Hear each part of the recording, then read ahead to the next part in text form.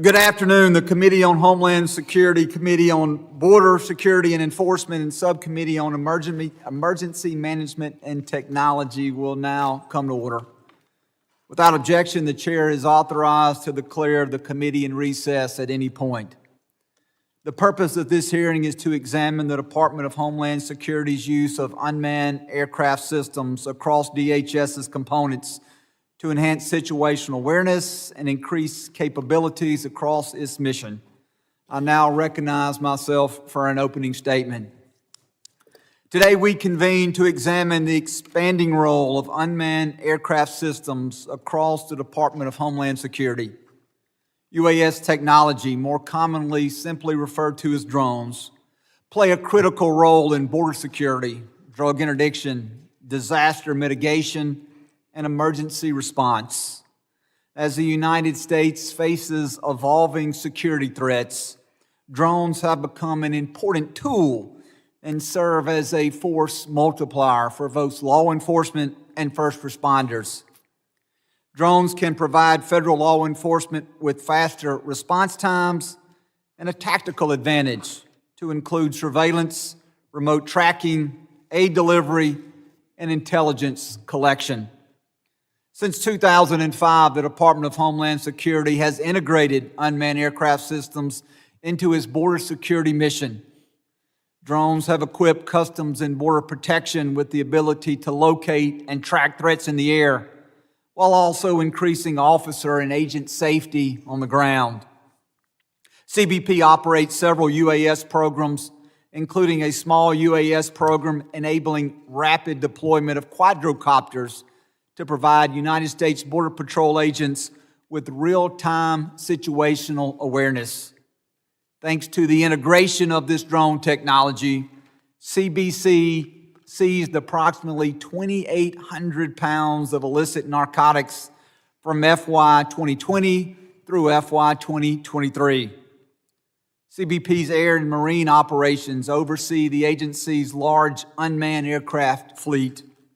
The MQ-9s, a critical asset in border security and surveillance operation, has extended the eyes of agents in the land and maritime environments.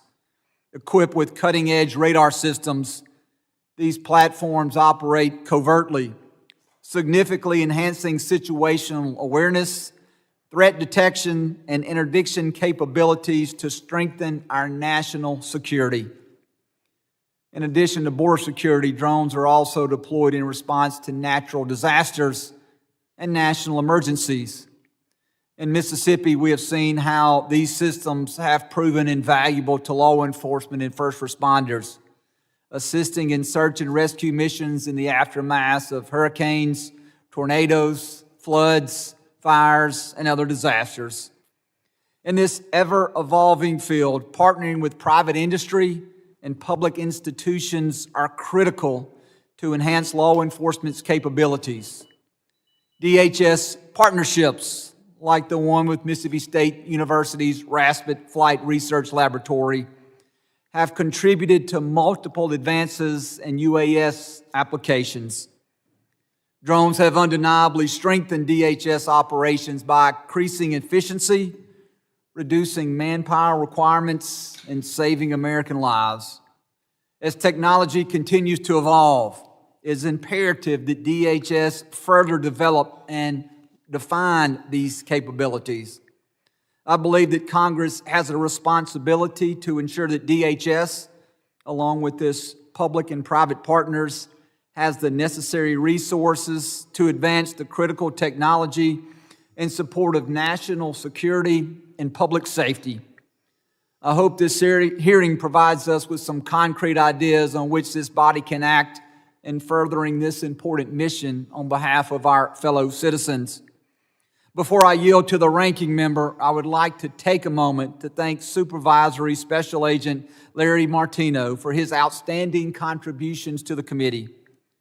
Over the past 18 months, Agent Martino has been detailed to the Border Security and Enforcement Subcommittee, where he has provided invaluable expertise and guidance on critical border security matters. His deep knowledge, dedication, and commitment to strengthening our national security has been instrumental in shaping key policy discussions and legislative initiatives. Next week, Agent Martino will return to his home agency, HSI, where he will continue to play a vital role in combating transnational crime, enforcing immigration law, and protecting our national security. I extend the committee's sincere gratitude for his service in safeguarding our great nation. At this time, I would like to recognize the ranking member for the Subcommittee on Border Security and Enforcement, the gentleman from the great state of California, Mr. Correa, for his opening statement. Thank you, Chairman Guest and Chairman Strong, for holding this most important hearing today. I want to thank our guests today as well. Thank you very much. Important hearing today on the use of unmanned aircraft systems across DHS. Today we're going to hear about how drones are used by the Department of Homeland Security to strengthen disaster response, border security, and keep Americans safe. And it's important to hear from our partners on the field where the rubber meets the road, as well as those developing these critical technologies, about what we in Congress can do to support federal, state, and local partners in this effort. And I believe we also need to continue to support research in new and emerging technologies like drones. With the terrible environmental disasters happening almost on a daily basis across the country, we must support our frontline partners with the tools that you need to do your jobs and keep our communities safe. Now, I must say that I am concerned to see the administration moving to dismantle FEMA and to reduce the resources available for disaster response. Our partners in the field are facing greater challenges in delivering aid to those who need it the most on a timely basis. This hearing is timely as we continue to explore how we can better equip those in the front lines, especially as our resources continue to shrink under this administration. From the California wildfires to hurricanes and flooding in Florida and North Carolina, drones can help frontline personnel respond quickly and effectively to these situations. For example, drones can help first responders find the quickest route to respond to a disaster and assist with search and rescue missions. And as we saw during the terrible fires in Pasadena earlier this year, they can also provide first responders and the public with real-time information. And once disasters are contained, they can also help with damage assessment and identifying safe routes. Technologies such as drones not only help with disaster response, but they also keep our community safe. And drones can enhance public safety by providing real-time situation awareness. They can also help law enforcement monitor and respond to illicit activities at the border, such as drug trafficking. And as we can see, drones also have an important role in enhancing public safety. This is why I introduced the bipartisan legislation earlier this year, the Drone Act of 2025, which would allow law enforcement to use federal grants to purchase and operate drones. In my discussions with law enforcement and emergency responders, it is clear that drones play a big and bigger role in saving lives. But as useful as the drones for law enforcement and first responders may be, we also need to prepare for those that would use them against us. As ranking member of the Border Security and Enforcement Subcommittee, I've heard that cartels will use drones to carry drugs across the border and surveil men and women of DHS at the front lines. Last year, the top general for U.S. Northern Command testified in the Senate Armed Services Committee that drone incursions along our southern border likely exceed 1,000 per month. The threats posed by drones at our border increase the need to understand how DHS uses drones and is it set up sufficiently well to encounter and stop these drones. And I hope the committee will continue to do its good work so that our frontline officers can continue to be equipped to do the best job that they can protecting American citizens.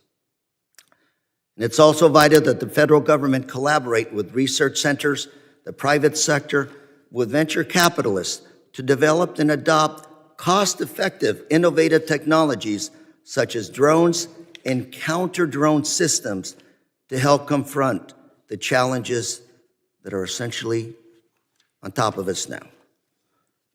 We in Congress must continue to work together to create constructive opportunities for DHS, our state and local partners, to utilize new technologies to effectively respond to disasters, to save lives, to protect national security, to help trade, travel, and keep our community safe. I look forward to this hearing today, look forward to taking notes from our witnesses about the recommendations you all may have regarding drones, countering drones, and protecting American lives.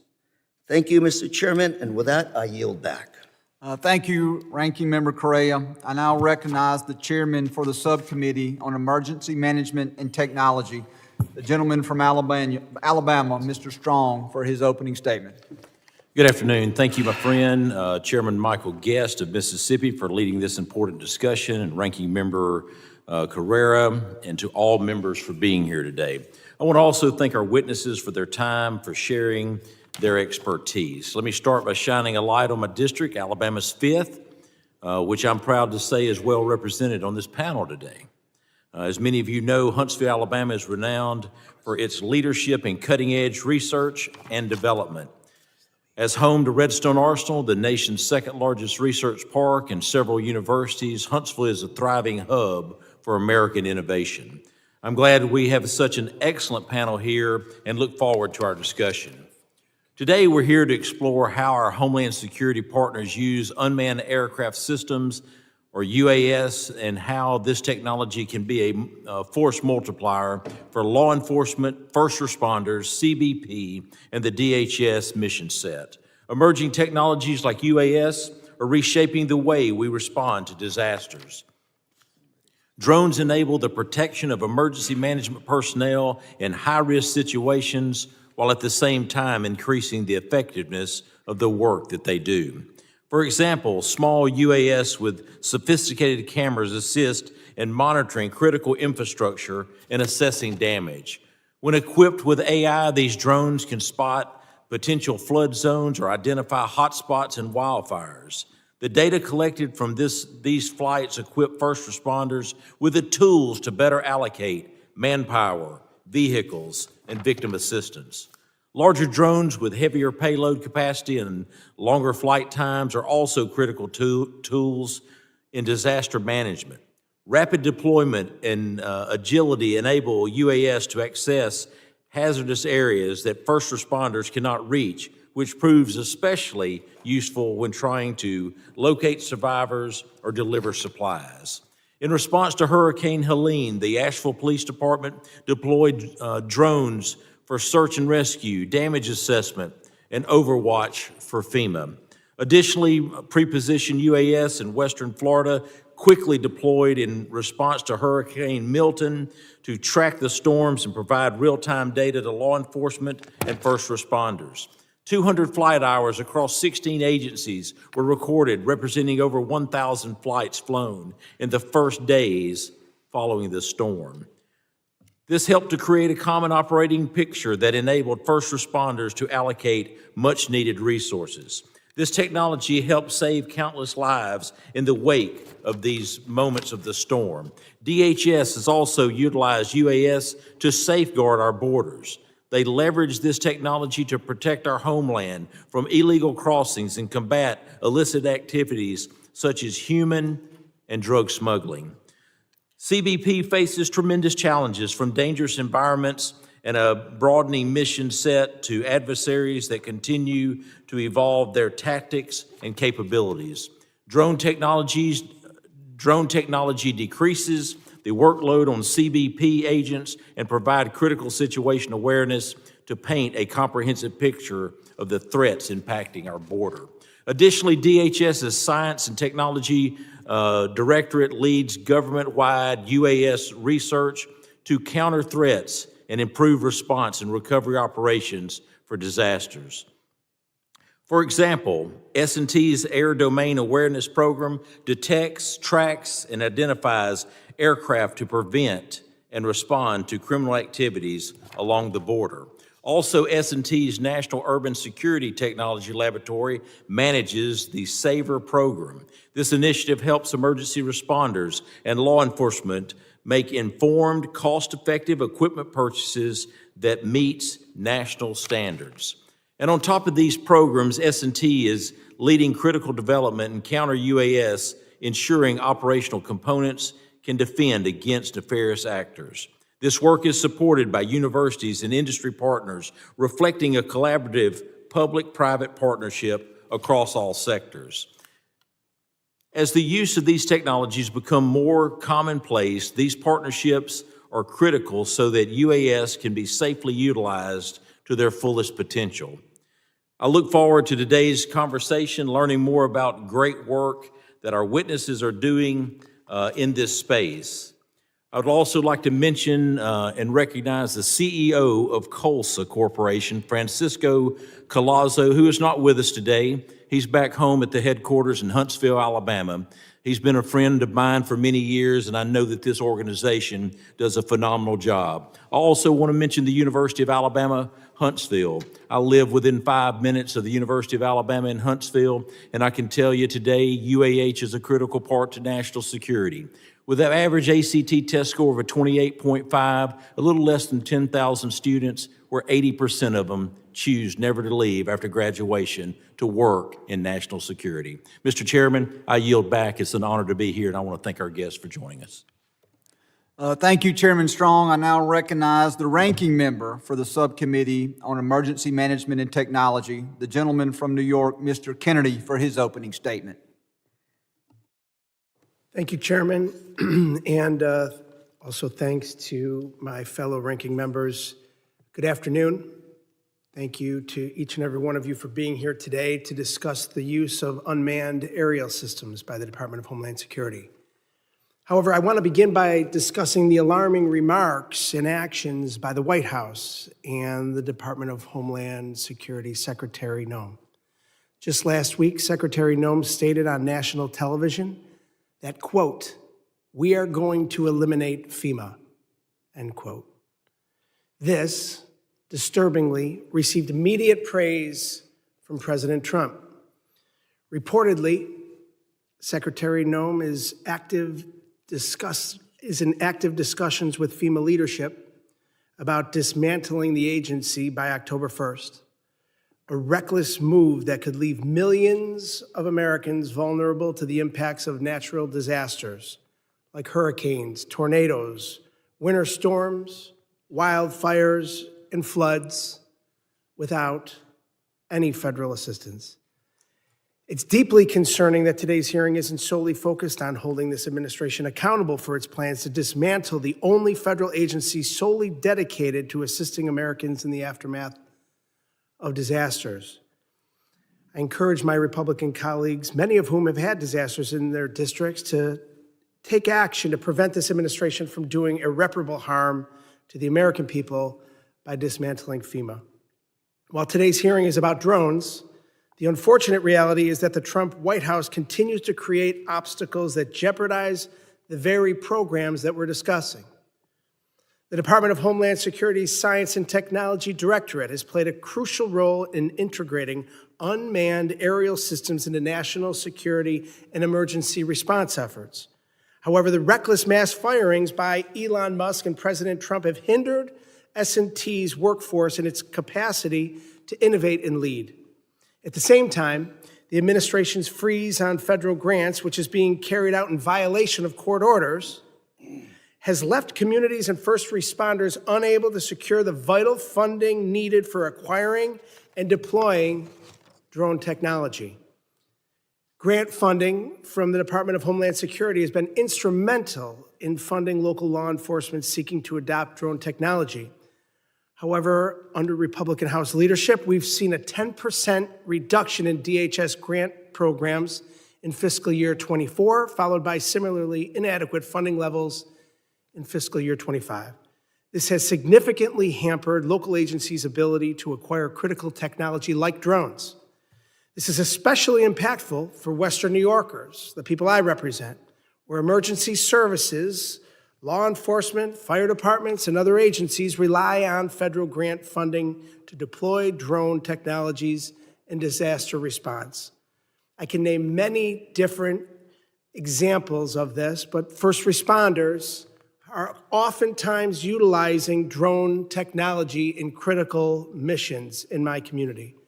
For instance, late last year, Buffalo Police used drones during extremely cold temperatures to locate and rescue a man who had become disoriented in the snow, bringing him to safety. Without adequate funding, local agencies may be unable to respond to future emergencies as effectively as they otherwise could. Ensuring our local agencies are equipped and funded is not just a matter of policy, but a commitment to the safety and resilience of our communities. I look forward to discussing today how we can promote responsible law enforcement use of drones to equip our first responders with the tools they need to protect and serve effectively. I thank you all for your testimony and your service and look forward to hearing from you. With that, I yield back. Thank you, Chairman. Thank you, Ranking Member Kennedy. Other members of the committee are reminded that opening statements may be submitted for the record. I'm pleased to welcome our panel of witnesses. At this time, I would ask our witnesses to please rise and to please raise your right hand. I will now issue the oath. Do you solemnly swear that the testimony you will give before this Committee on Homeland Security of the United States House of Representatives will be the truth, the whole truth, and nothing but the truth, so help you God? Let the record reflect that the witnesses have answered in the affirmative. Thank you, and please be seated. I would now like to briefly formally introduce our witnesses. The first witness is Mr. Brian Farrell. Brian is the interim director of the Mississippi State University's Rapid Flight Research Laboratory, which is one of the leading academic research centers dedicated to the advancement of aviation. Mr. Farrell previously led the university's international research partnership and professional development efforts at its international institution. Our second witness is Dr. Michael Ledbetter. Dr. Ledbetter is the Executive Vice President and Chief Operating Officer at Colsa Corporation, where he oversees strategic operations. Previously, he served as Senior Vice President for Colsa's Cyber, Information Warfare, and Data Science Program. Before joining Colsa, Dr. Ledbetter served for 28 years as a United States Marine officer. Our third witness is Mr. Jerry Hendricks. Mr. Hendricks is the director of the UAS program at the University of Alabama in Huntsville, leading all UAS research and testing support, both commercial, military, and government customers. Mr. Hendricks has many years of experience in the aerospace industry. And our final witness is Chief Kevin Fetterman. Chief Fetterman currently serves as Division Chief for the Orange County Fire Authority, where he leads fire, rescue, and other emergency services.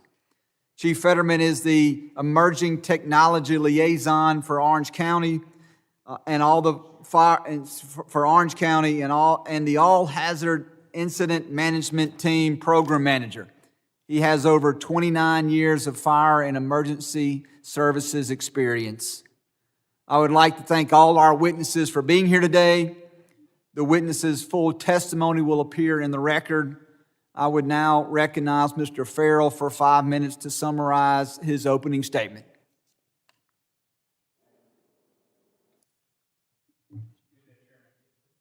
There we go. Thank you. Good day, Chairman Guest, Chairman Strong, Ranking Members Correa and Kennedy, and the honorable members of the subcommittees. I want to thank you and your staff for welcoming me here today to talk about UAS as it pertains to the needs of the Department of Homeland Security and more broadly, our domestic security and resiliency. My name is Brian Farrell. I'm the interim director of the Rapid Flight Research Lab at Mississippi State University and the lead for Project Justice. This program is housed within DHS S&T under the Air, Land, and Ports of Entry program. The primary mission is to serve the operational entities within DHS through research, development, testing, integration, and evaluation of UAS and related technologies. RASPET has a proud 75-year history in aerospace research with a keen focus the last 15 years on the newest frontier of aviation, UAS. RASPET maintains a fleet of UAS and manned aircraft, including the largest UAS in academic use, the NAVMAR Taros. RASPET leverages MSU property and external partnerships to operate at a myriad of test locations to include restricted airspace as well as over 75,000 square miles of FAA-authorized airspace. We are also the house of the Ashore Center of Excellence for UAS for the FAA, where we work with 32 other universities and test sites to integrate UAS into the National Airspace System. Through our designations and expertise, we serve industry, government partners, to advance UAS technologies for their missions. In the spirit of today's hearing, I hope to provide insights not only into the benefits and use cases of UAS, but also an understanding of the considerations and efforts that support the integration of this technology. UAS are common in daily operations across industry and government alike. These aircraft augment and enhance capabilities and provide perspectives that operational units may not always be able to access. Drones provide situational awareness paramount to individual safety and security, whether that be in the execution of high-risk law enforcement activity or in the aftermath of a disaster while life-saving operations are underway. DHS component missions require integration of different UAS platforms, sensors, and operational parameters. Even within a single DHS component, such as CBP, you see a vast different usage of UAS types. For example, broad area border surveillance requires a platform capable of the necessary endurance and operational distance, while an agent engaged in tactical operations may need to carry a small UAS that can be deployed in confined environments. Beyond the UAS selected, the components also need to establish protocols and flight authorizations. They need to understand sensors and sensor availabilities for the platforms and how that data will be viewed, stored, and distributed. They need to make decisions based on the cost and maintenance of the aircraft, and all of these considerations exist within a policy backdrop and legal constraints about where the device is made and the critical components come from. These are just some of the variables that underpin how UAS get employed within the DHS enterprise. Why UAS get deployed comes down to efficiency and safety. Looking at the last two examples, traditional broad area surveillance requires expensive crewed aircraft, a network of sensors, or something like a satellite feed. These options can be expensive and can oftentimes be unreliable. A UAS, by contrast, efficiently integrates into ground operations at a lower initial and operational cost point, while potentially having greater endurance and a higher quality data feed. The tactical community is a great example of enhanced safety. Portability and maneuverability are paramount when these teams are executing high-risk operations. A manned portable small UAS can be rapidly deployed to provide situational awareness crucial for informed decision-making. Shifting gears from law enforcement to emergency management, this past hurricane season provided countless examples of UAS being utilized for response and recovery.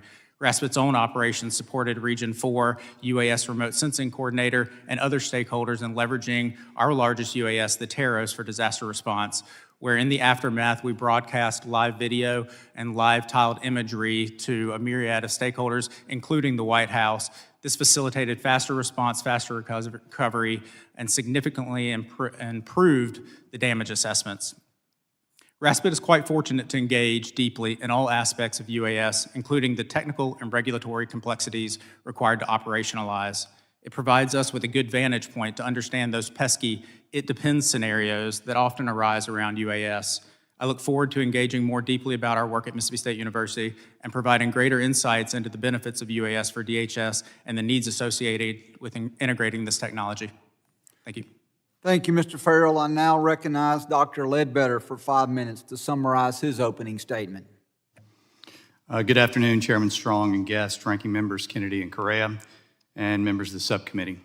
I'm Mike Ledbetter, Chief Operating Officer for Colsa Corporation, a Huntsville, Alabama-based engineering services firm and drone manufacturer. On behalf of our founder and chairman, 30-year Army veteran, Mr. Frank Collazo, I'm pleased to testify before your subcommittees today to discuss the importance of promoting innovation and security in the unmanned aircraft systems industry. COLSA began designing, developing, and manufacturing small UASs in 2019. Since then, we've manufactured and delivered over 1,400 UASs to the Army, developed software to swarm large numbers of UASs, and recently developed a line of commercially available UASs. The concept for COLSA's original work was developed as lower-cost systems with increasing capability began flooding the commercial market.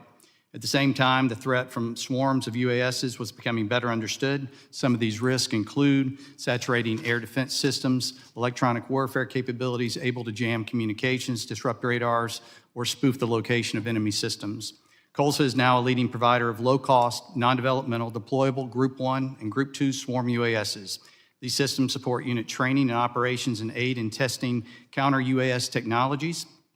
The program also provides soldiers with a low workload, easy-to-use command and control system, enabling a single operator to control the swarm up to 100 UASs simultaneously. In 2023, COLSA invested in an internal research and development IRAD program to leverage our extensive domain expertise and talent pool to develop UAS designs that are better suited for commercial and civil agency applications with an array of sensors and payloads to address several emergency response and border security use cases such as delivering medical and humanitarian supplies, search and rescue, disaster assessment, communications resiliency.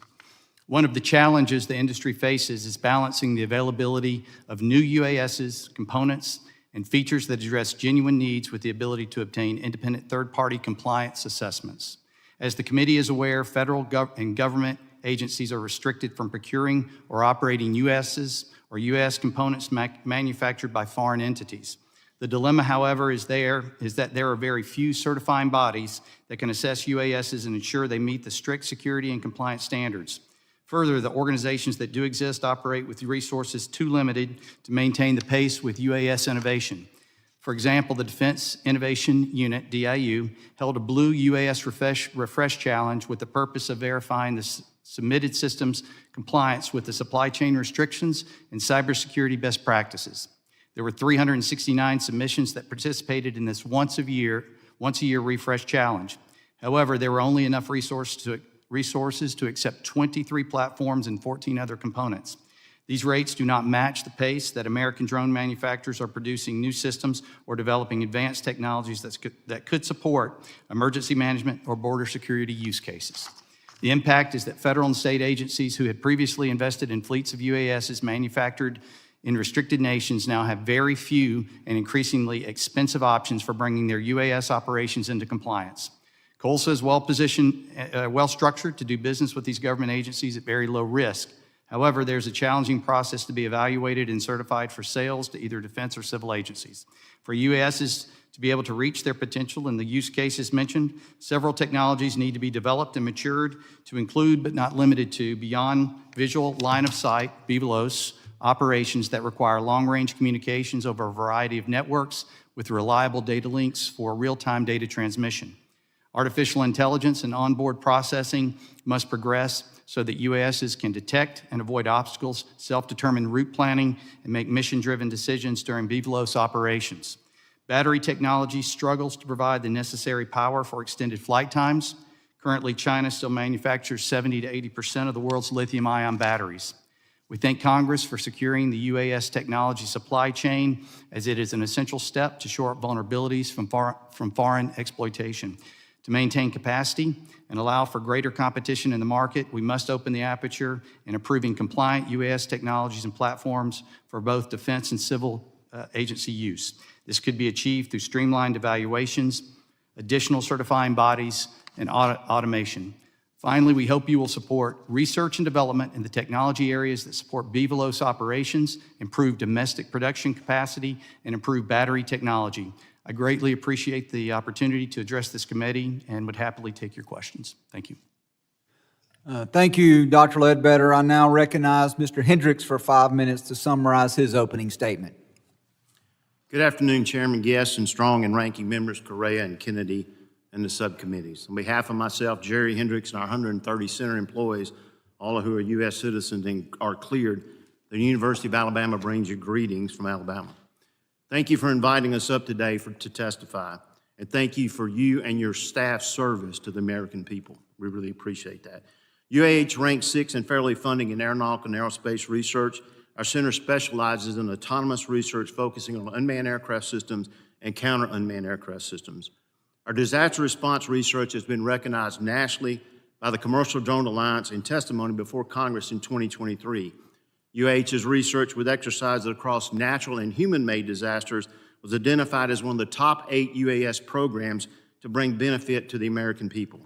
Over the past 20 years, I've been involved in over 4,000 development operations, training, and policy development programs and separate incidents in testing, exercise, and disaster response.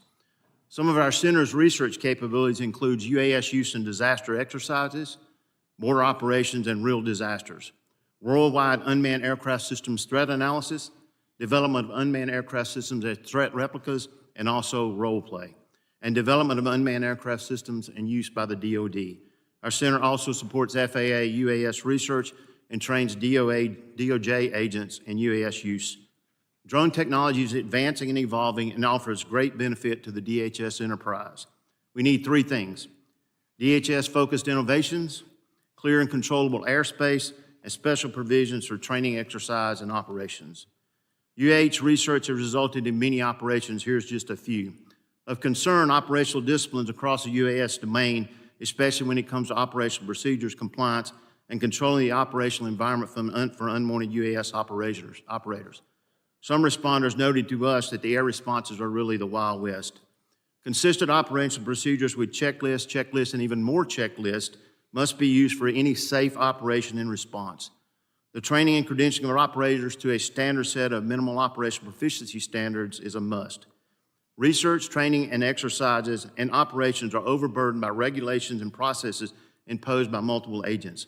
We must be able to research and train as we respond and conduct missions. And responders and agents must be able to protect our own assets and our transportation infrastructure from unwanted, sometimes nefarious UAS incursions. Therefore, counter-UAS systems must be tested and validated against certified threats by independent agents, and the surrounding environments must be characterized for possible impacts. Today, most UAS systems are becoming just too expensive. Introducing new technologies and innovations are needed. Regulatory restrictions, process, and documentation cannot force unnecessary technological constraints that drive cost. New technology for controlling the airspace via the automated air boss, use of autonomy, swarming, artificial intelligence, machine learning, beyond visual line of sight operations, and technologies offer the ability to respond more rapidly and effectively. Research is needed to incorporate these new technologies and must be adjusted to allow safe introduction. Such technology insertion research could be part of a DHS innovation program to identify novel UAS technology that is simple, low-cost, highly productive to mission needs, and rapidly reconfigurable to adjust to the mission as it adjusts. The results would be a DHS meeting need set of UAS that is being made and manufactured in America. And we should allow realistic use of national airspace in the location of UAS and test UAS ranges, like, for example, at the Huntsville International Airport with appropriate waivers. Additionally, cooperative threat analysis across multiple agents is needed. For the border's UAS open source threat analysis that we just ran shows the following. Cartels are using UAS for surveillance. Fiber optic control UAS are at the border. Drones dropping bomblets and incendiary devices are also there. This capability came from the Ukraine-Russian war and is now available to be purchased online, making it easily available. We have seen multiple drone carriers as well, from manned aircraft and morphing structures. In conclusion, support is needed for effective and efficient responses. I ask for the committee's assistance in allowing DHS Enterprise more leeway and freedom to research, test, and conduct exercises. Changing regulations for this support and allocating more resources for more research and supporting technologies will allow a more effective, efficient, and real-world-like response. We need to train and exercise as we operate. And we need an innovation program that would generate UAS technology specified by DHS that is DHS-focused, simply use, low-cost, reconfigurable, and highly developed to mission needs. Thank you for your attention and consideration. I look forward to continuing discussion and want to assure that UAH will continue to support and research to protect our citizenry, assist our soldiers and agents, get disaster victims on the road to recovery faster, and save lives. Thank you. Thank you, Mr. Hendricks. I now recognize Chief Fetterman for 5 minutes to summarize his opening statement. Good afternoon, Chairman Guest, Ranking Member Correa, Chairman Strong, and Ranking Member Kennedy. I'm Division 4 Chief Kevin Fetterman of the Orange County Fire Authority. Today, I'm representing the International Association of Fire Chiefs, I appreciate the opportunity to discuss UAS and the role they play in the Department of Homeland Security's enterprise. Fire and EMS departments across the nation are beginning to deploy UAS during emergency operations. UAS provides a number of capabilities to improve emergency response operations and reduce life and property loss. From the perspective of an incident commander, it is key to gain situational awareness at the beginning and maintain it throughout an incident. UAS provides real-time data about the incident scene through aerial high-resolution imagery plus videos. Thermal imaging by UAS can determine the spread of a fire or the potential hotspots outside the line of a wildland fire. The LiDAR capabilities of a UAS can be used to assess landslides and mud and debris flows. UAS can also be used to identify subjects during search and rescue missions and for operational missions like delivering supplies or conducting firing operations during wildland fires. The September 2024 airport fire demonstrated the utility of public safety UAS. The OCFA deployed its UAS early to gain necessary situational awareness. During the incident, we used local and federal UAS with infrared cameras to track the fire and determine the extent of the remaining hotspots.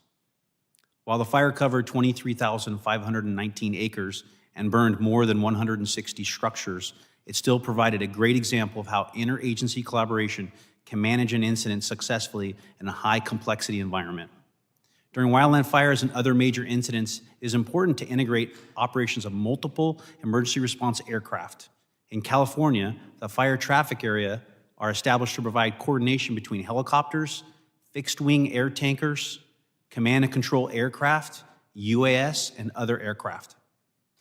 The FAA also institutes temporary flight restrictions, also known as TFRs, to ensure the safety of first responders as they engage in emergency operations. The January 2025 LA fires demonstrated the advantages and risks of UAS use. For example, public safety UAS provided real-time information and data on the fires in Pacific Palisades and other localities. However, public recreational UAS incursions created great risks to our operations. Between January 7th and January 25th, there were more than 700 incursions by more than 400 different UAS. One UAS flight was recorded at a level of 20,000 feet, and in another, a public UAS operator lost track of his aircraft, and it hit a Canadian Super Scooper. It put a hole about this size in the wing. This accident endangered the lives of the crew, endangered the lives of first responders on the ground, and grounded the aircraft. We asked Congress and the federal government to take action to protect emergency operations from these UAS incursions. Specifically, we recommend passing legislation that would thwart pilots of UAS incursions into fire traffic areas and TFRs. Legal protections should be in place to maximize the ability of first responders to save lives. Formulating and implementing clear UAS mitigation procedures, identifying federal law enforcement personnel and processes for eliminating threats to public safety operations, enhancing remote ID requirements and reducing remote ID bypasses, establishing formal coordination plans with all relevant local, state, and federal stakeholders, implementing effective public awareness campaigns and developing continuing education for the public about the safe operations of UAS. And lastly, encouraging UAS manufacturers to develop solutions that universally support the emergency operations of American first responders. In closing, thank you for the opportunity to testify at today's hearing. Fire and emergency EMS departments are embracing the various benefits that UAS can provide for their emergency response operations. By coordinating the use of federal, state, and local UAS, the incident commanders can get a better understanding of emergency incidents and even identify and provide resources to victims. However, we must work to make the airspace safer for our emergency responders. The federal government needs to be more aggressive in developing and enforcing restrictions on public UAS incursions into TFRs. As we tell the public in California, if you fly, we can't. I look forward to answering any questions that you may have. Thank you, and I appreciate the opportunity. Thank you, Chief Fetterman. Members will be recognized by order of seniority for their 5 minutes of questioning. An additional round of questioning may be called after all members have been recognized.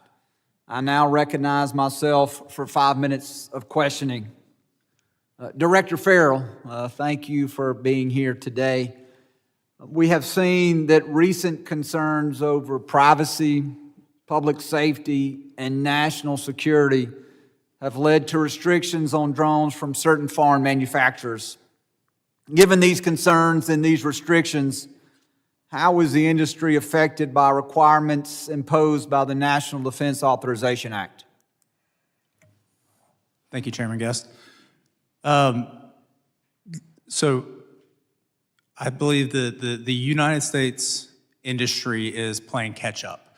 I think that the commercial market and first responders have had access to cheaper Chinese technology in particular for quite a while.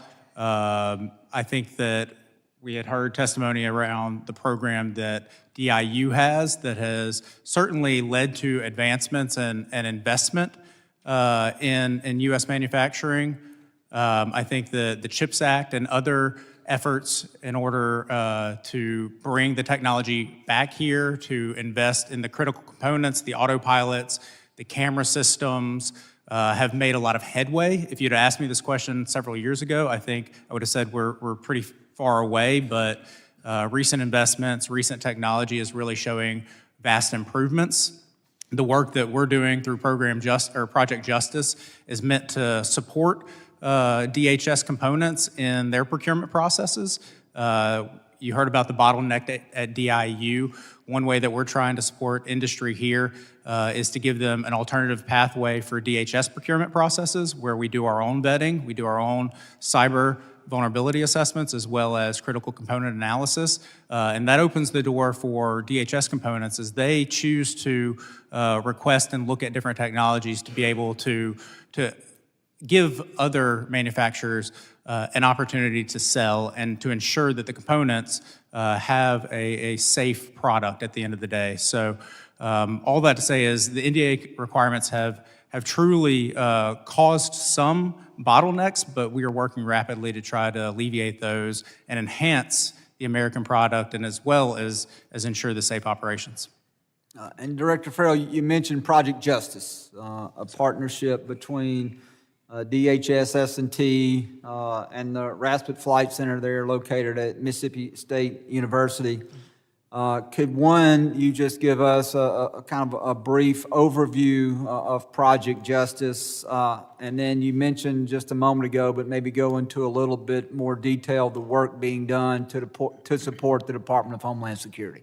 Absolutely. So Project Justice was started as the Common UAS test site back in 2016. We exist now in our current iteration as Justice Next Gen. It's the Joint Unmanned Systems Testing and a Collaborative Environment Program under the Air, Land, and Ports of Entry portfolio. As a part of this work, we support all of the components for their UAS testing as well as research and development needs as it relates to UAS as well as other associated technologies. So as DHS gets a gap within the UAS world, they'll reach out to us to be able to analyze that. And this can take many different forms. It can be looking at the landscape of commercial available products. It can be examining what exists within our research portfolio to understand what can fit that space. It can also be custom UAS development. We've developed UAS that the market wasn't providing for HSI, an entry-level drone that had some really great capabilities. And it can also be items where, like air domain awareness, we just delivered a tool for DHS that provides air domain awareness, leveraging the beyond visual line of sight capabilities that remote ID are meant to provide. And then also a broadcast through an ATAC system to give situational awareness. And we demoed that actually at the university's campus around a football game scenario. We've also leveraged the program to support FEMA Region 4. So we actually flew the Taros in support for Helene as well as Debbie. And That was a really great showcase of a 44-foot wingspan aircraft, 24 hours of endurance that can distribute live video and tiled imagery. Those are just some of the things we're doing, but truly, I think that the portfolio, given the partnerships, given the collaborations with our Ashore Center of Excellence, as well as the other industry partners, really opens the gamut for what we can provide to DHS. Thank you, Director Fairless. My time has now expired. I would like to recognize Ranking Member Correa for 5 minutes for any questions he may have. Thank you, Mr. Chairman. Mr. Fetterman, you oversee the Command and Emergency Planning Division of the largest fire agency in Orange County. Nearly 2 million residents across 78 fire stations. You have a lot of experience with search and rescue and planning missions. How do emerging technologies like drone technology help keep Orange County residents safe? Ranking Member Correa, thank you for the question. I appreciate the opportunity to answer it. Orange County Fire is fortunate under the leadership of Fire Chief Brian Fennessy to lean fairly into emerging technology. We see it as an important aspect being meeting the threats that we face. We utilize every opportunity to engage in emerging technology, such as AI cameras for fire detection.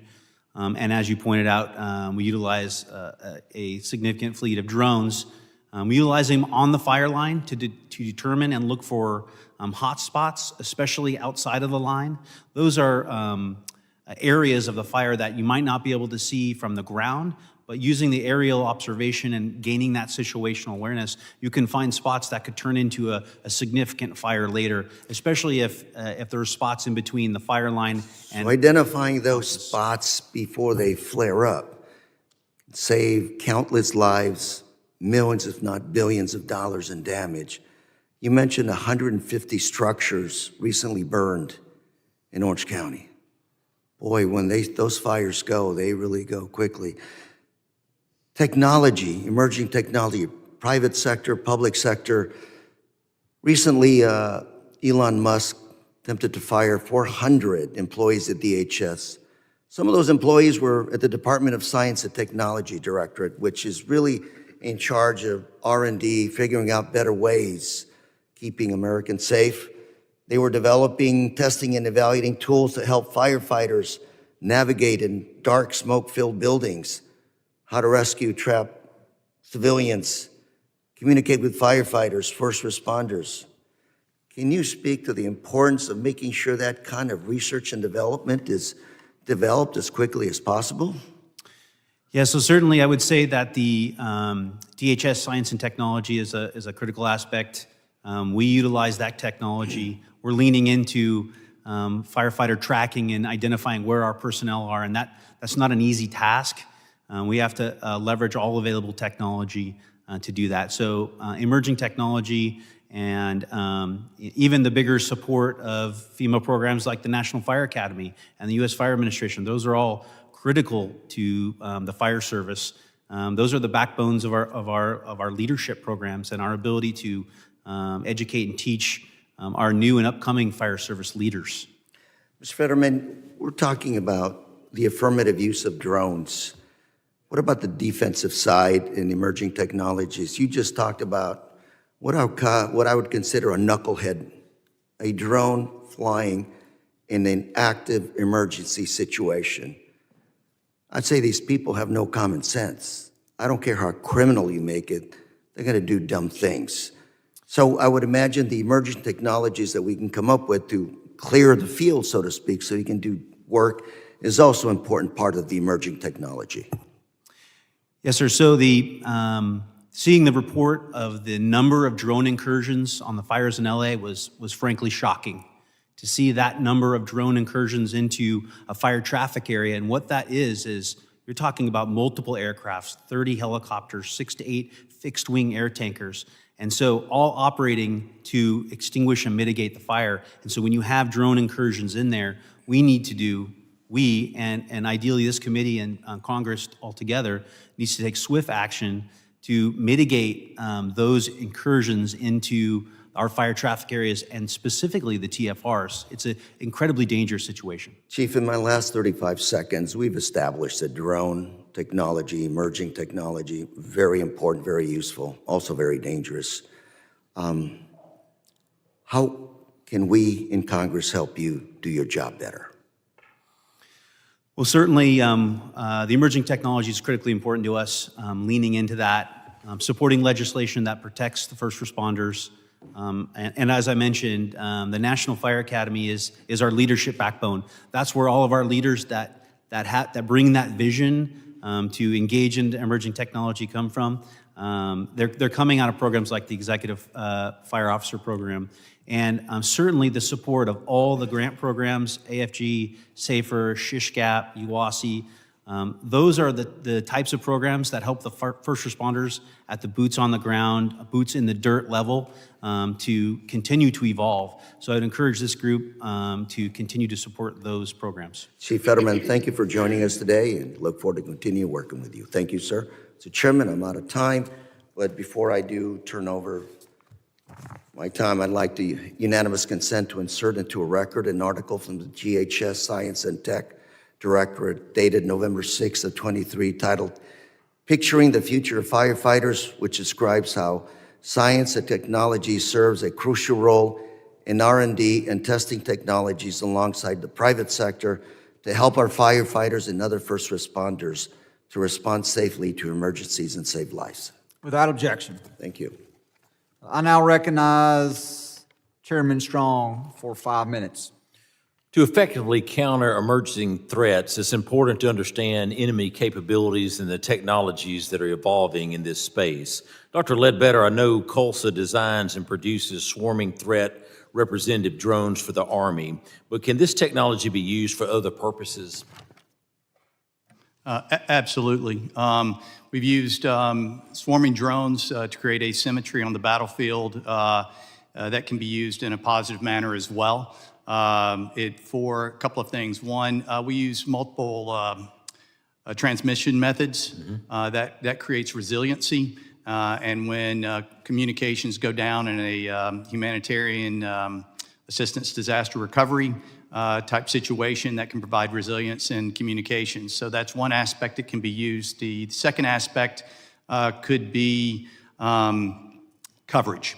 So with swarms, you're just going to get more coverage instead of just one drone. You mentioned in one of the opening statements about MQ-9. It's one drone. It's a very powerful drone. However, we can provide a swarm up to 100 from a single laptop that can provide more coverage with more sensors that can do a lot of, essentially 100 different missions. So yes, it could absolutely be repurposed. While we're on the topic of drone technology, we also hear a lot about technological advancement in drones as they relate to AI decision-making.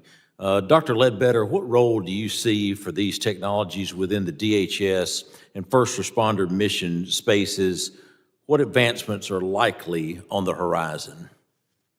So we'll start with just AI. We use that term a lot, drone-to-drone communication, using large language models to incorporate artificial intelligence and machine learning into the swarms. Helps them automate not only their flight path, but automate response.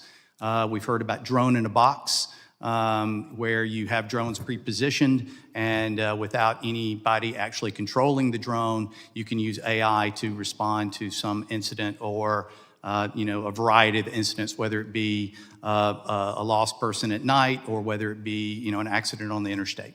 Thank you. Everyone here understands the essential role that colleges, universities, and other academic institutions play in supporting the research, testing, and evaluation of new and emerging technologies. Mr. Hendricks, your program at the University of Alabama in Huntsville has advanced both government and industry use of aerospace and autonomous engineering solutions. Could you expand on the value that UAH and other academic institutions offer that differ from industry and why this is advantageous to DHS? Yes, sir. Thank you for the question, Chairman Strong. We really appreciate that. So part of the research that we're doing in autonomy includes looking at advanced algorithms and development relative to artificial intelligence or machine learning, looking at things that is known as leader-follower on multi-application operations.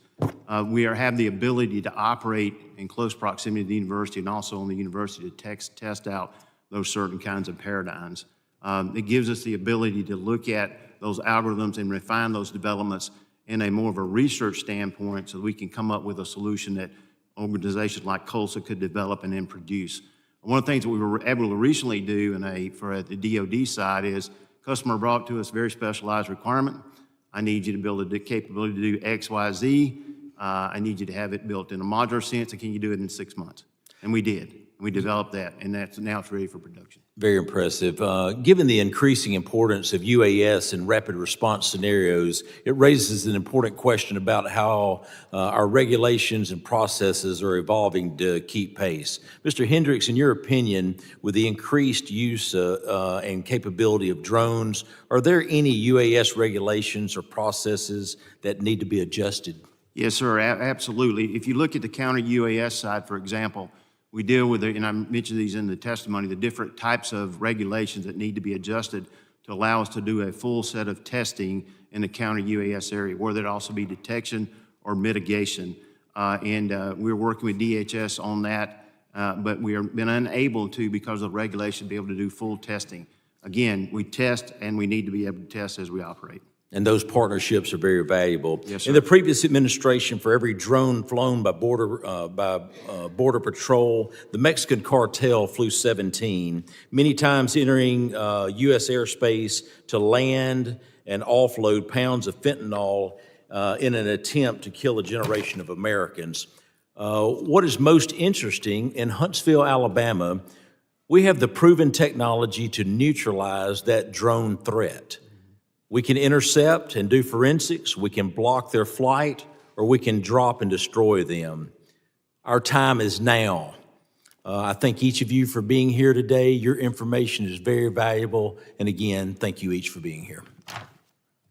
Thank you, Chairman Strong. I now recognize the gentleman from New York, Ranking Member Kennedy, for his 5 minutes of questioning.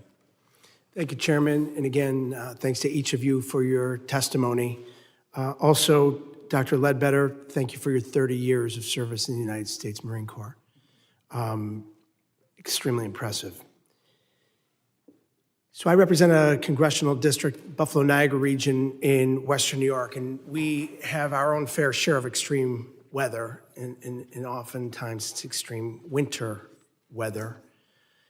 We average over 90 inches of snowfall each winter. A few years back, Christmas weekend, over 48 hours, there was over 50 inches of snow that dropped, along with blinding wind and below zero temperatures. It's a blizzard, Winter Storm Elliott, breaking record numbers, and 47 people perished in my community, just to give you an idea of the impact of this storm. I mentioned earlier in my opening remarks how the local law enforcement used drone technology to find an individual that had been lost in a wooded area using infrared technology. And of course, Chief Fetterman, you're speaking to the impact of drone technology during wildfires, all of these natural disasters that are occurring with more ferociousness and certainly more often. Chief Fetterman, can you describe the importance of testing and piloting drones in emergencies that are caused by these extreme weather events? Yes, sir. Ranking Member Kennedy, thank you for the question. So certainly, the last time you want to put a drone up is the first time. So what we want to ensure is that our personnel, when they're using drones for life safety, is to ensure they have plenty of opportunities to be prepared and they're well-trained. And so we can leverage the technology, example, IR technology, in a remote rescue environment safely, professionally, and most importantly, quickly. Time is life in our business. And so having that preparation in blue sky days is most important. That way our folks are ready and prepared to go to work when the time is right. Thank you. Are there ways the federal government can help with these test cases?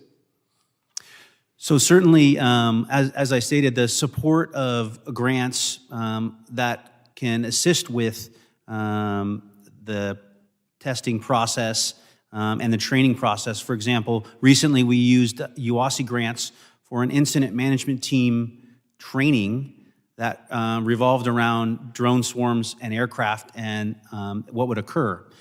So our personnel, and that was an operational area-wide, county-wide program, test, and training, is making us better prepared to respond. Thank you. And Chief Fetterman, can you speak to how the federal agencies support fire response? I'm personally extremely concerned about the impacts on local first responders that the cuts to FEMA and NOAA will have. Can you speak to the agency's support? Sure. So certainly there are impacts to the fire service.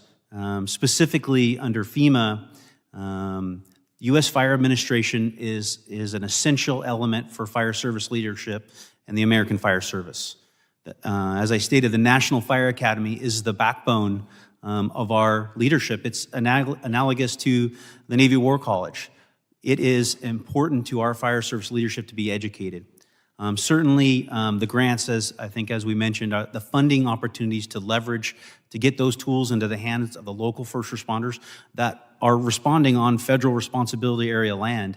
And lastly, our fire department and many fire departments and police departments across this nation participate in the National Urban Search and Rescue System. And that is a system that I have personally deployed within a handful of states and supported local first responders.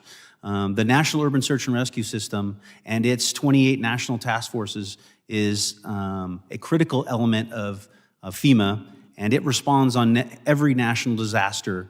For example, every hurricane, mud and debris flow, flooding, the Surfside building collapse in Florida. Those are elements and areas that those task forces respond and support all the local entities. And I can't say enough about how well and what a cost-effective resource those are, because those aren't federal responders all the time. Those are hosted by the home agencies. So it's a great program. I have more questions, but I'm out of time. I yield back. Thank you. Thank you. I now recognize the gentlelady from South Carolina for her 5 minutes of questioning. Ms. Biggs. Thank you, Chairman Guest. I want to thank you for holding this hearing today, especially considering the recent wildfires that have impacted my own district. My thoughts and prayers are with the families and the first responders and the entire communities impacted by these fires. I have been on the ground alongside state and local leadership, and I want to be as helpful as possible. I have been inspired by the way our community has come together. That's the spirit of South Carolina, and that's something to be proud of. Earlier today, I received a message that so far in my district, 12,652 acres have burned with 30% containment, and that was a little earlier today. This is the second record-setting natural disaster that my constituents have faced in the last 6 months. The upstate is resilient and it will rebuild. So my question is to Mr. Farrell. Can you describe the coordination between your organization, federal and local entities, as you engaged in the response to Hurricane Helene? And the second question on that is, what capabilities do you foresee drones being equipped with in future disaster responses, and how might this expand the future missions of drones in emergency response situations? Thank you, Congresswoman. So the coordination is one where, especially in Region 4, we're very fortunate on the remote sensing side to have a collaborative collection plan. It's really a model that doesn't exist in any of the other regions currently. So our partnership with Region 4 stemmed out of work that's gone back about 8 years with NOAA to assess flood mapping and monitoring missions through our NOAA cooperative, the Northern Gulf Institute, and our Geosystems Research Institute. The FEMA Region 4 took notice of the large UAS operations and reached out through that federal collaboration to begin investigating the opportunity for a large UAS to engage in these kinds of disasters, given the broad area type surveillance that we can be able to provide and that endurance. So we begin doing blue sky exercises through Project Justice to really illustrate that integration into the FEMA operation.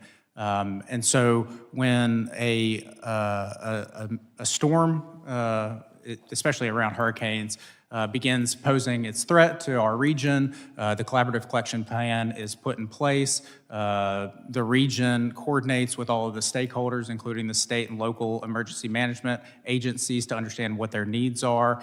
FEMA will reach out to us, and then we will pre-position as best as possible to be able to respond. And as we get in, we, on daily calls, talk about areas and targets and interest for ingress, egress, damage assessment, search and rescue, and then we will get mission assigned and broadcast out as we collect the information necessary. Because we're doing this in a live fashion, we're actually doing it through a distributed Teams call with our pilots. They can reassign us as needed while we're in the air. As far as capabilities and the future for this mission, I think that we had the conversation about autonomy.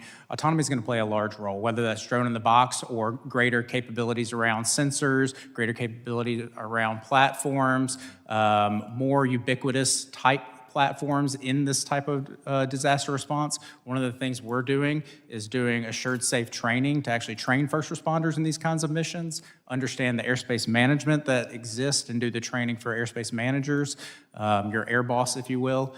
And then what we also want to do is work with our state and locals to be able to enhance their preparedness and understand what the constructs are and what contracts and what kind of needs need to be in place so that, at least in Mississippi under our land grant mission, we can prepare our community for response from kind of a grassroots perspective. Thank you. Thank you. And I'm just going to finish up with Chief Fetterman. It's clear that drones will play a pivotal role in assisting disaster responses.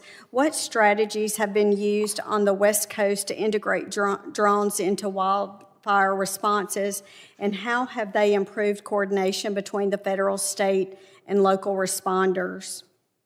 Well, certainly creating situational awareness integrates information flow between local, state, and federal responders, and certainly on incident management teams. So drones provide that increased situational awareness, and they're a great tool to utilize on those kinds of events. Certainly, airspace deconfliction is a priority to us.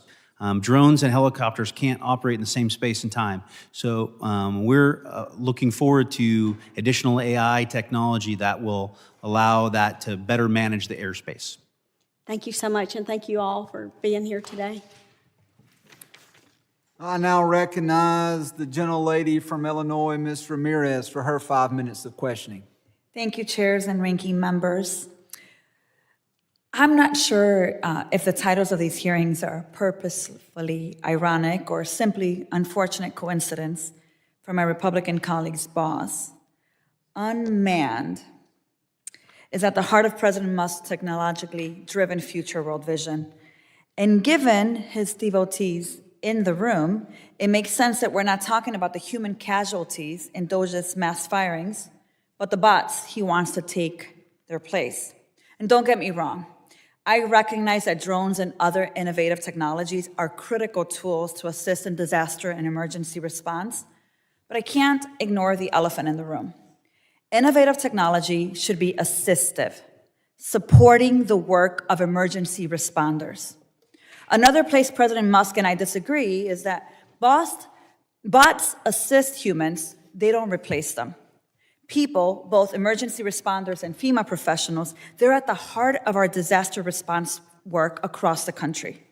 But we know that President Musk doesn't believe people are at the heart of our disaster response work. He actually believes that machines can work better without the human messiness of debate, of oversight.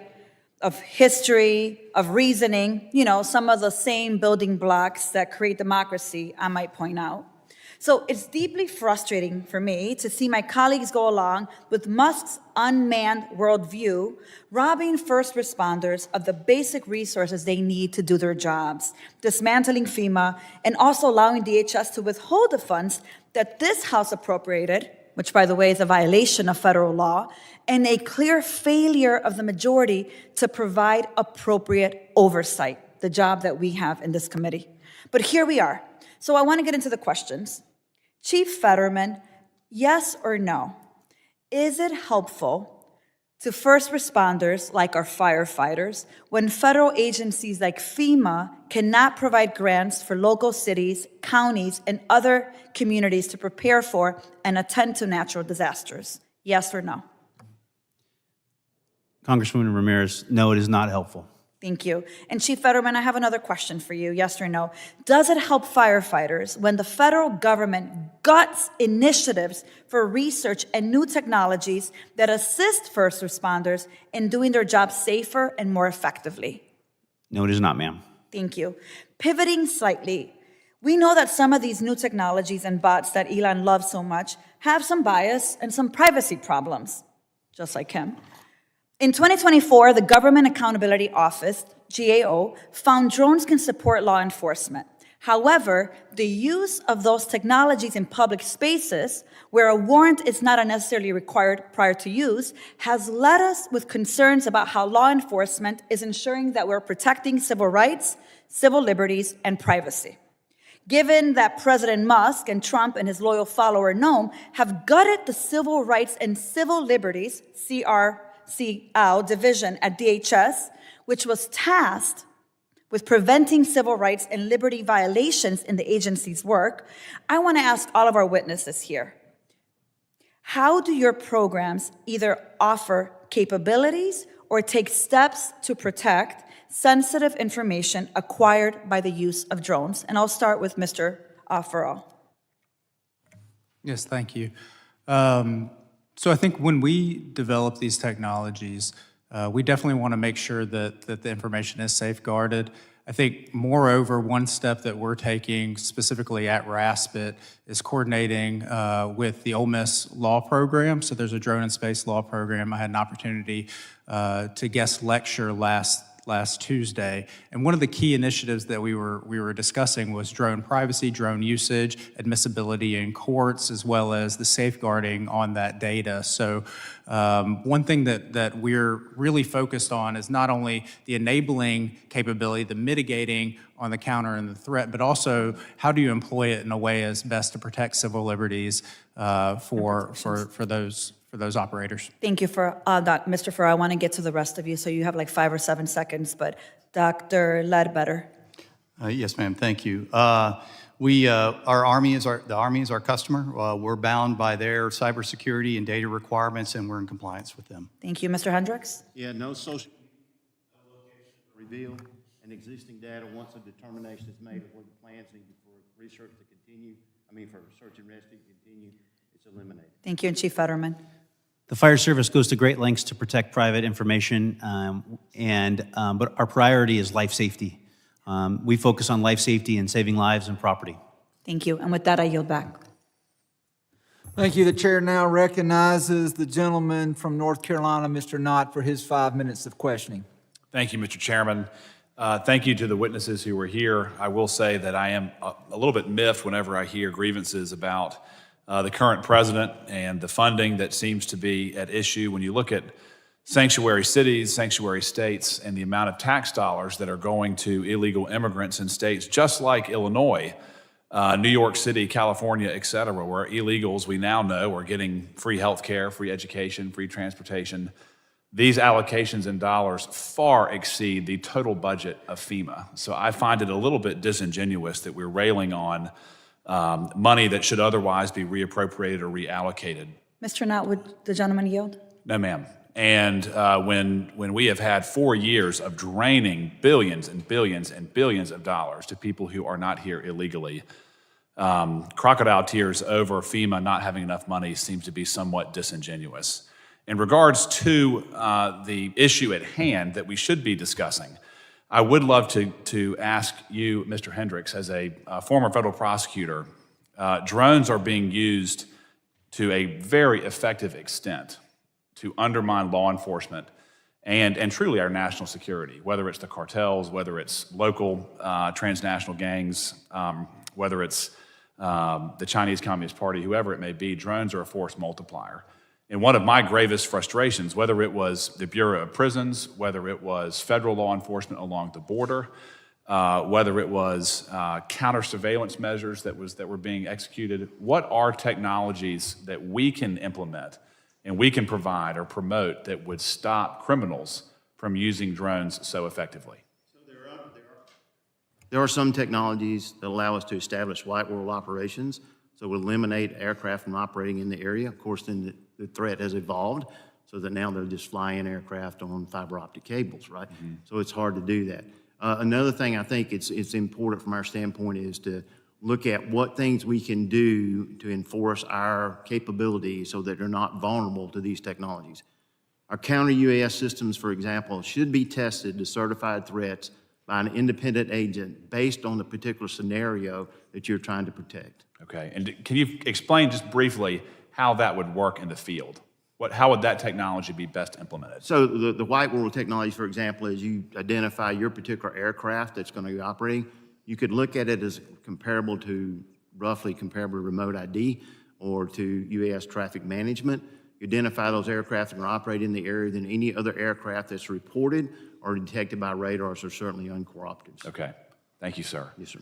Dr. Ledbetter, I want to talk to you in regards to the components that go into many drones that we use in a law enforcement capacity and a first responder capacity. It's my understanding that many of those components are made in other countries, whether it's China, whether it's other nation states. Are you familiar with the basic percentage of our components that are put into American drones that are made in China or other countries? I'm not familiar with that number, sir. Are you familiar? Is it a problem that you're aware of? It is a problem, yes, sir. And how would you quantify briefly, we've got a minute and a half, from your expertise, how can we assist bringing some of those jobs and technologies back to the United States for manufacturing? Well, it's absolutely critical. I find that most, whether it's first responders, military members, whatever, they want to get the job done, and they'll get the job done. And right now, the cheapest, most available resource out there is going to be a DJI, which is a Chinese product, and we need to comply with NDAA and bring those parts back into the United States and build a compliant American-made drone. Did I answer your question? It did, but in regards, I guess, to follow up, in regards to what we can do in this committee, are there certain regulations, rules, laws that make it more costly for drone manufacturers to operate or to produce their materials here as opposed to overseas that you're aware of? Absolutely. Supply chain is, we're hamstrung by the supply chain to get parts. Availability is another issue. And then price. We're looking at anywhere from 3 to 5 times the cost per part to make an American-made drone versus a DJI or Chinese part. In regards to the technology, as you understand it, how are American companies, how are American innovators faring as it relates to international competitors? I don't really have that data. I know as far as we're concerned, it takes significantly more money, more resources, and more time to build a compliant drone versus a non-compliant drone. And one more question: when you say compliant drone, just so we understand, what are you referring to? NDAA compliance. Okay, thank you, sir. Mr. Chairman, I yield back. Thank you. In closing, I would like to thank all of our witnesses for their valuable testimony.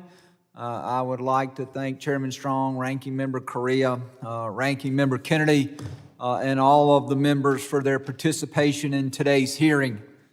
The members of the subcommittees may have additional questions for the witnesses, and we would ask the witnesses to respond to these questions in writing.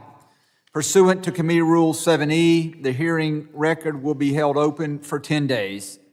Without objection, the subcommittees stand adjourned.